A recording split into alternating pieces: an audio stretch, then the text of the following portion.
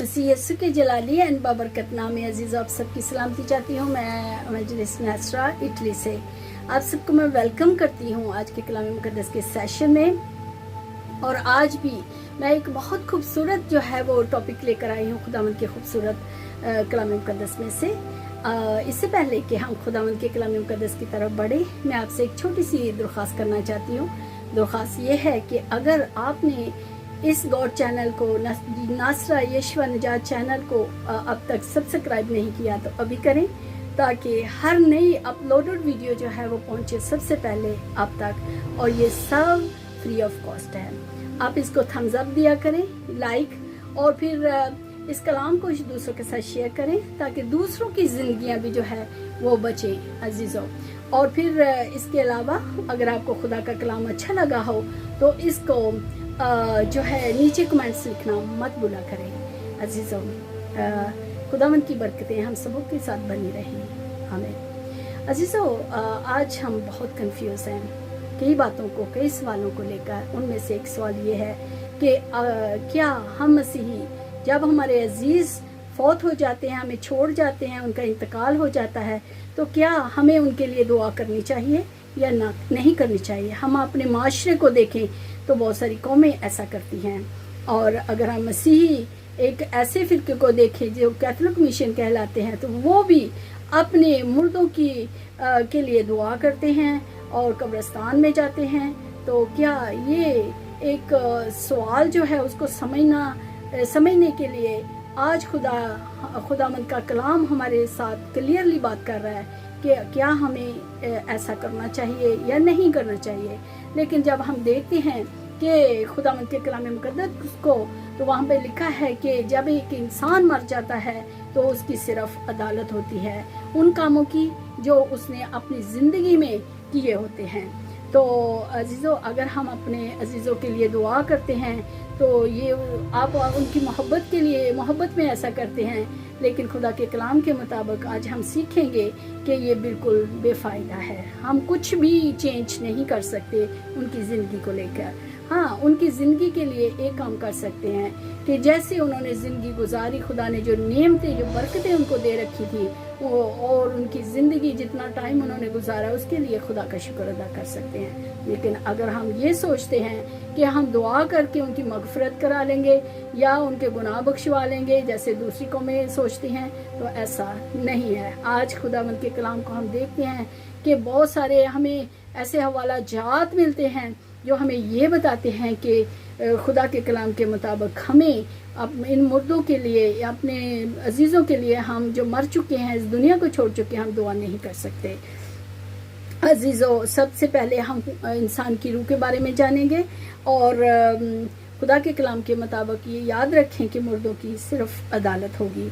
हिजकिय्याल 18 बाब और उसकी 4 आयत को जब हम पढ़ते हैं तो लिखा है, देख सब जानें मेरी हैं, जैसे बाप की जान वैसे ही बेटे की जान भी मेरी है।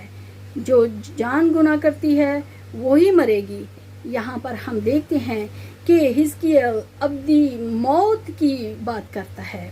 अजीज़ों, मैं आपको बताना चाहती हूँ मत्ती 25 बाब और उसकी 46 और 46 आयत को भी जब हम पढ़ते हैं तो लिखा है, और ये हमेशा की सज़ा पाएंगे कौन? गुनाहगार जिन्होंने अपनी ज़िंदगी खुदा के साथ नहीं गुजारी होगी, मगर रास्त बास क्या करेंगे? हमेशा की ज़िंदगी पाएंगे। और ये आयत हमें साफ बताती है कि अगर हम खुदावंद में ज़िंदगी गुजारेंगे तो हमेशा की ज़िंदगी के वारिस होंगे, और अगर हम अपनी ज़िंदगी खुदा के कलाम से हटकर खुदा से दूरी करके गुजारी होगी तो हमेशा की नरक के वारिस होंगे, यानी जहन्नम के। फिर इसी तरह गिनती 4 बाब और उसकी 29 आयत को भी आप पढ़ सकते हैं। और अब हम देखते हैं खुदा की जजमेंट यानी खुदा की अदालत के बारे में कि जब हम मर जाएंगे तो हम खुदा की अदालत का हम सबों को जो है वो सामना करना पड़ेगा अजीज़ों। जो कुछ हमने इस धरती के ऊपर किया होगा और हर इंसान की जो है वो अदालत होगी। ये खुदा के कलाम मुकद्दस के मुताबिक है। अभी कुछ हवाला जात भी मैं लेकर आई हूँ, कोट करूँगी और बाकायदा पढ़ूँगी भी। 2 कुरिन्थियों 5 बाब और उसकी 10 आयत गौर से सुने, क्योंकि ज़रूर है कि मसीह की तख्ते अदालत के सामने जाकर हम सब का हाल जाहिर किया जाए, ताकि हर शख्स अपने ان کاموں کا بدلہ پائے جو اس نے بدن کے وسیلہ سے کیے ہوں، خواہ بھلے ہوں خواہ برے۔ پھر اسی طرح عزیزو مکاشفہ 20 باب اور اس کی 11 آیت سے 13 آیت تک پڑھوں گی۔ پھر میں نے ایک بڑا سفید تخت اور اس کو جو اس پر بیٹھا ہوا تھا دیکھا، جس کے سامنے سے زمین اور آسمان بھاگ گئے اور انہیں کہیں جگہ نہ ملی۔ 12 آیت، پھر میں نے چھوٹے بڑے سب مردوں کو اس تخت کے سامنے کھڑے ہوئے دیکھا، اور کتابیں کھولی گئیں، اور پھر ایک اور کتاب کھولی گئی، یعنی کتاب حیات، اور جس طرح ان کتابوں میں لکھا ہوا تھا ان کے اعمال کے مطابق مردوں کا حساب کیا گیا۔ 13 آیت کو جب ہم پڑھتے ہیں تو لکھا ہے، اور سمندر نے اپنے اندر کے مردوں کو دے دیا، اور موت اور عالم ارواح نے اپنے اندر کے مردوں کو دے دیا، اور ان میں سے ہر ایک کے اعمال کے موافق اس کا انصاف کیا گیا۔ عزیزو اسی طرح وائز 12 باب اور اس کی 14 آیت کو ہم پڑھتے ہیں، لکھا ہے، کیونکہ خدا ہر ایک فعل کو ہر ایک پوشیدہ چیز کے ساتھ خواہ بھلی ہو خواہ بری عدالت میں لائے گا۔ تو عزیزو ہمیں جاننے کی ضرورت ہے کہ خداوند کے کلام مقدس کے مطابق خدا کتاب حیات ہے ہماری سب کی، اور ہمارا حساب کتاب لکھا جا رہا ہے، نوٹ کیا جائے، واٹ ایور ہم برا کرتے ہیں اچھا کرتے ہیں وہ سب خدا کے سامنے ہے۔ تو عزیزو کتابیں ہر انسان کی ایک ریکارڈ ہے، جو انسان جب مر جاتا ہے تو اس کے بعد عدالت کے دن، عدالت کے وقت وہ کتاب کھلتی ہے۔ اگر تو آپ نے اچھے کام کیے ہیں، خدا کے مطابق زندگی گزاری ہے، تو کلام کے مطابق تو عزیزو آپ ہمیشہ کی زندگی کے وارث ہوں گے، اور آپ کے عزیز بھی ہمیشہ کی زندگی کے وارث ہوں گے۔ اور اگر انہوں نے زندگی خداوند کے کلام مقدس کے مطابق نہیں گزاری تو I'm sorry to say خداوند کا کلام کچھ اور بتاتا ہے کہ 2 جگہ ہیں، ایک سورگ ہے اور ایک جہنم ہے۔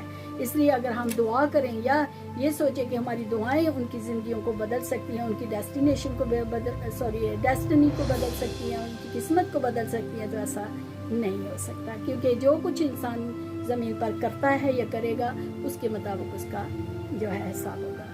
آئیے دنا بنیں اور خداوند کے کلام کو پڑھیں اور اس کو عمل میں لائیں۔ خداوند کی برکتیں ہمیشہ آپ سبوں کے ساتھ بنی رہیں، اور پھر ملیں گے ایک اور نئے ٹاپک کے ساتھ خداوند کی مرضی سے۔